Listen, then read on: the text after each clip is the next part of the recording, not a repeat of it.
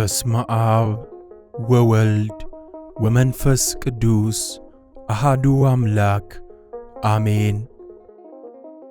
እንኳን ለሊቀ ሰማዕት ቅዱስ ጊዮርጊስ ዓመታዊ ክብረ በዓል በሰላም አደረሳችሁ አደረሰን።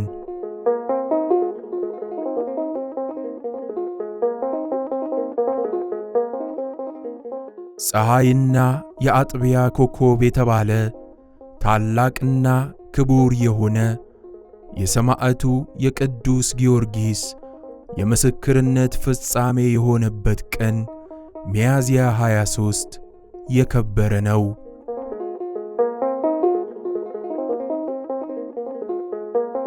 የቅዱስ ጊዮርጊስ አባት ቀጰዶቅያ አገር ይኖር የነበረ እንስጣስዮስ የተባለ መስፍን ነው። እናቱም ቴዎብስታ የተባለች ፍልስጤማዊ ነበረች። የዚህ ቅዱስ አባትም የሞተው በልጅነቱ ነው። ስለዚህም ሌላ ደግ ክርስቲያናዊ መስፍን ወስዶ አሳደገው። መስፍኑም በጦር ኃይል አሰለጠነው።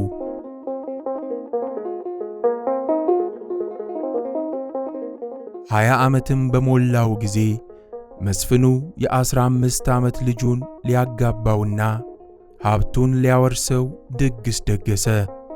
ነገር ግን ጌታችን መድኃኒታችን ኢየሱስ ክርስቶስ ቅዱስ ጊዮርጊስን ለዚህ አልመረጠውምና የመስፍኑን ነፍስ ወሰደ። ቅዱስ ጊዮርጊስም ሐዘኑን ከጨረሰ በኋላ ወደ ቤሩት ሀገር ሄደ። በዚያም ድራጎንን ያመልኩና ሴት ልጆቻቸውን ይገብሩለት ነበር። ሰማዕቱም ድራጎኑን በኃይለ መስቀል ድል ነስቶት ገድሎታል። ሕዝቡንም ወደ አምልኮተ እግዚአብሔር መልሷቸዋል።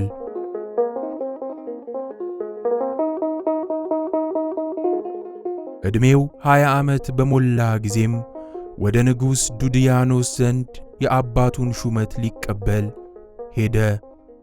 ነገር ግን በዚያን ጊዜ ንጉሡ ሕዝቡ ጣዖትን እንዲያመልኩ ያስገድዳቸው ነበር። ስለዚህም ቅዱስ ጊዮርጊስ እጅግ በማዘኑ ገንዘቡን በሙሉ ለድሆችና ለምስኪኖች በመስጠት ባሮቹንም ነፃ አወጣቸው። ከንጉሥ ዘንድ በመሄድ በፊቱ ቆሞ በክብር ባለቤት በጌታችን በመድኃኒታችን በኢየሱስ ክርስቶስ ታመነ። ንጉሡ ግን በማባበልና ቃል ኪዳንም በመግባት አምላኩን ክዶ ለጣዖታት እንዲሰዋ ለማድረግ ሞከረ። ብዙ አስጨናቂ ሥቃይንም አሰቃየው። ጌታችን መድኃኒታችን ኢየሱስ ክርስቶስ ግን ያጸናው፣ ቁስሉንም ያድነው ነበር። ለ3 ጊዜም እንደሚሞት እርሱም እንደሚያስነሳው በአራተኛውም የምስክርን አክሊል እንደሚቀበል ነገረው። በዚህም ጊዜ ቃል ኪዳንም ገባለት። ለ7 ዓመትም በጽኑ መከራና በሥቃይም እንዲሁም በተጋድሎ እንደሚኖር በዚያም ስሙ በዓለሙ ሁሉ የተገለጠ እንደሚሆን መላእክትም እንደሚያገለግሉትም ነገረው።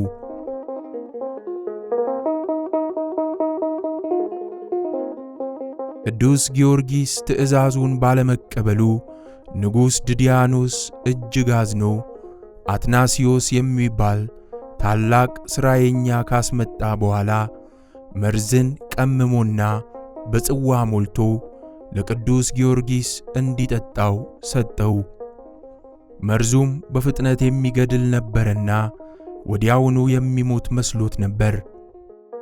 ቅዱሱም ጊዮርጊስ ግን ያንን ጽዋ ቢጠጣውም ምንም ጉዳት ሳይደርስበት ቀረ።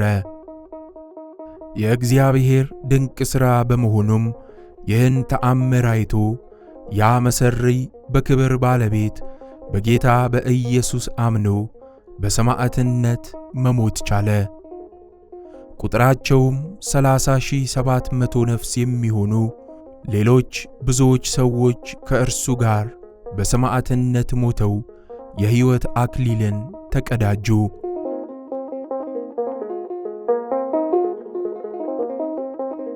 ከዚህ በኋላ ቅዱስ ጊዮርጊስም በንጉሥ ዱድያኖስና በሰባ ነገሥታት ፊት በቆመ ጊዜ እነርሱ የተቀመጡባቸው የእንጨት ወንበሮችን ቅዱሱን እንዲበቅሉ እንዲያብቡና እንዲያፈሩ ታደርጋቸው ዘንድ ካንተ እንሻለን አሉት። ቅዱስ ጊዮርጊስም በዚያን ጊዜ ወደ እግዚአብሔር ጸሎት አደረገ። ወንበሮቹንም እነርሱም እንዳሉት አደረጋቸው። የአምላክን ድንቅ ሥራና ተአምር አይተውም ቁጥር የሌላቸው ብዙ አሕዛብ በጌታችን አመኑ። ነገሥታቱ ግን ከማመን ይልቅ ቅዱሱን በጎድጓዳ ብረት ምጣድ ውስጥ አበሰሉት። አቃጥለውና አሳርረውም ሥጋውንና አጥንቱን ፈጭተውና አመድ ካደረጉ በኋላ ከረጅም ተራራ ላይ በተኑት። ሆኖም ጌታችን ኢየሱስ ነፍሱን ወደ ሥጋው መልሷት ደግሞ አስነሳው።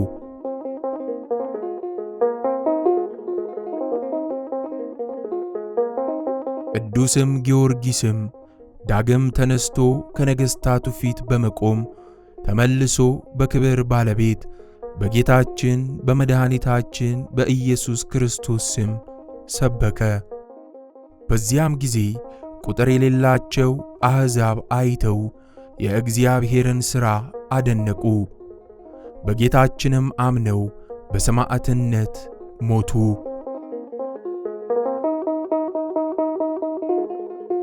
ነገሥታቱም ዳግመኛ ማመን አዳግቷቸው እርሱን ሊፈትኑት ሙታኖችን ብታስነሣ አምላክህ እውነተኛ አምላክ እንደሆነ እናውቃለን፣ በእርሱም እናምናለን አሉት። ቅዱሱም ወደ አምላክ በመጸለይ ከጉድጓድ ውስጥ ወንዶችና ሴቶችን ጎልማሶችንም አስነሳላቸው። እነርሱም በሚደንቅ ሥራው በክብር ባለቤት በጌታችን ስም አስተማሩ፣ የገሃነምንም ወሬ ተናገሩ።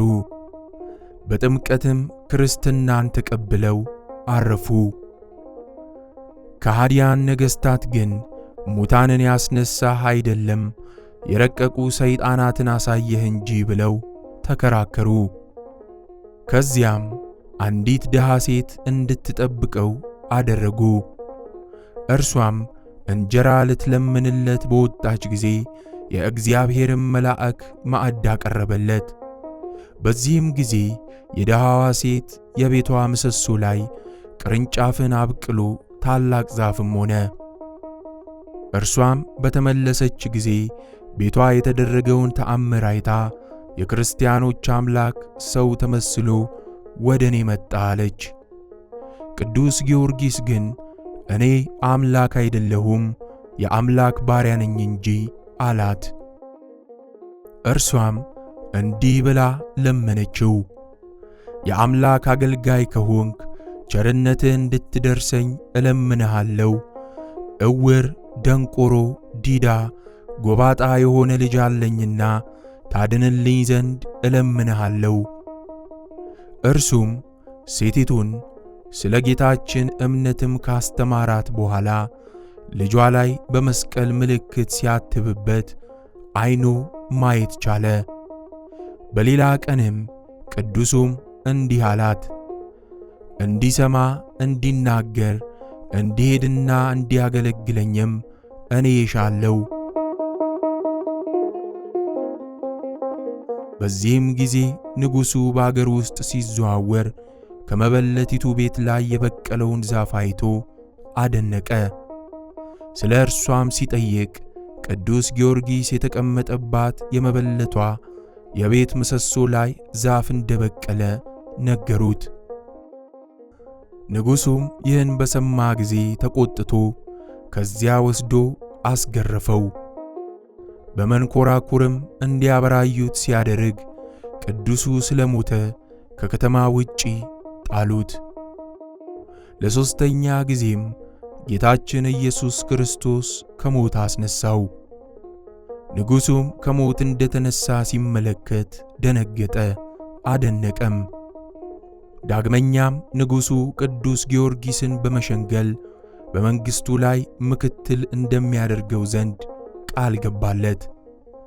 ቅዱሱ ግን እየዘበተበት ነገ በጠዋት ለአማልክቶችህ መሥዋዕትን አቀርባለሁ፣ አንተም ሕዝቡ እንዲሰበሰቡ እዘዝ፣ እኔ ስሰዋ እንዲያዩ አለው።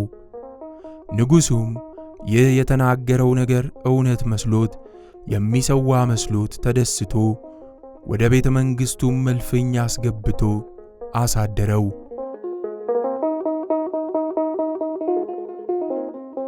ቅዱስ ጊዮርጊስም ለጸሎት በመነሳት የዳዊትን መዝሙር አነበበ። በዚህም ጊዜ የንጉሥ ዱድያኖስ ሚስት ንግሥት አለስክንድርያ ሰምታ ቃሉ ደስ ስላሰኛት የሚያነበውንም እንዲተረጉምላት ለመነችው። እርሱም እግዚአብሔር ዓለምን ከፈጠረበት ሰው እስከሆነበት ጊዜ የሆነውን ሁሉ አስተማራት። ንግሥቷም ትምህርቱም በልቧ ስለተቀረጸባት በክብር ባለቤት በጌታችን አመነች። በማግስቱም አዋጅ ነጋሪ ሀገሩን በመዞር ቅዱስ ጊዮርጊስ ለአማልክት ሲሰዋ ለማየት ሰው ሁሉ እንዲሰበሰብ ለሕዝቡ ነገረ። አዋጁን የሰማችው ያቺ ድሃ መበለትም እውነት መስሏት እጅግ እያዘነች እያለቀሰችም ከልጇ ጋር ወጣች። ቅዱስ ጊዮርጊስም ባያት ጊዜ ፈገግ ብሎ ልጅሽን በምድር ላይ አኑሪው አላት። ከዚያም ልጇን ጠርቶ ወደ አጵሎን ሂድ፣ ወደ እኔም ይመጣ ዘንድ በክብር ባለቤት በጌታዬ በኢየሱስ ስም እዘዘው አለው። በዚያንም ጊዜ ልጁ ድኖ ቅዱስ ጊዮርጊስ እንዳዘዘው ወደ ጣዖቱ ቦታ ሄዶ አዘዘው። በጣዖቱ ያደረ የአርኩስ መንፈስም ከማደሪያው ወጥቶ ቅዱስ ጊዮርጊስ ወዳለበት መጥቶ እኔ ሰውን ሁሉ የማስት እንጂ አምላክ አይደለሁም ብሎ በሕዝቡ ሁሉ ፊት አመነ። ቅዱሱም ትውጠው ዘንድ ምድርን አዘዛትና ወዲያውኑ ዋጠችው። ጣዖታቱንም ከአገልጋዮቻቸው ጋር አጠፋቸው። ንጉሡም ከወገኖቹ ጋር አፈረ። ንጉሡም እጅግ ተበሳጭቶና ተቆጥቶ ንግሥቷ ጋር ገባ። እርሷም አምላካቸው ጽኑና ኃያል ነውና ክርስቲያኖችን አትጣላቸው አላልኩህምን? አለችው። ንጉሡም ይህንንም ሰምቶ በጣም ተቆጣ። ቅዱስ ጊዮርጊስ ሚስቱን ወደ ክርስቲያን እንደቀየራትም አወቀ። ከዚህም በኋላ ከከተማ ውጪ እንዲጎትቷትና በመጋዝም እንዲሰነጥቋት አዘዘ። የሰማዕትነት አክሊልንም በመንግሥተ ሰማያት ተቀበለች። ነገሥታቱም በዚህ ጊዜ አፍረው ደነገጡ። ከዚህም የባሰ ኀፍረት እንዳያመጣባቸውም ራሱን በሰይፍ እንዲያስቆርጠው ንጉሥ ዱድያኖስን መከሩት። ንጉሡም ምክራቸውን ሰምቶ የቅዱስ ጊዮርጊስ ራስ እንዲቆረጥ አዘዘ።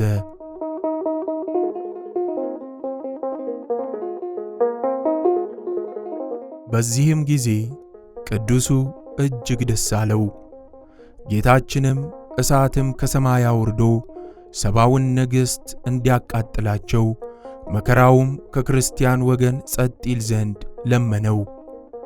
ወዲያውም እሳት ወርዶ ሰባውን ነገሥታት ከሰራዊቶቻቸው ጋር አቃጠላቸው።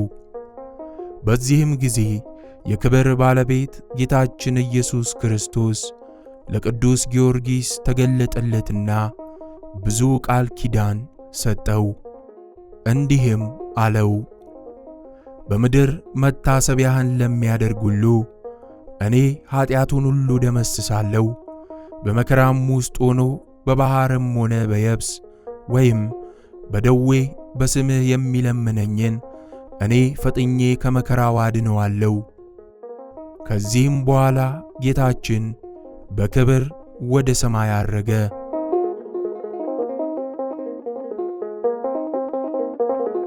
ቅዱስ ጊዮርጊስም ራሱን ዘንበል አደረገ፣ በሰይፍም ቆረጡት። በመንግሥተ ሰማያት አክሊላትን ተቀበለ።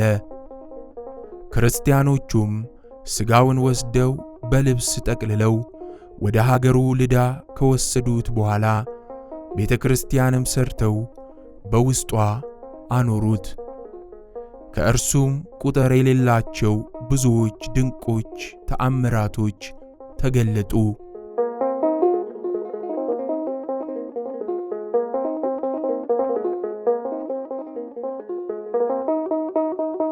አምላካችን እግዚአብሔር ከቅዱስ ጊዮርጊስም በረከት ያሳትፈን። የሰማዕቱም ረድኤት ሁላችን የክርስቲያን ወገኖችን ከሥጋና ከነፍስ መከራ ይጠብቀን ለዘለዓለሙ አሜን።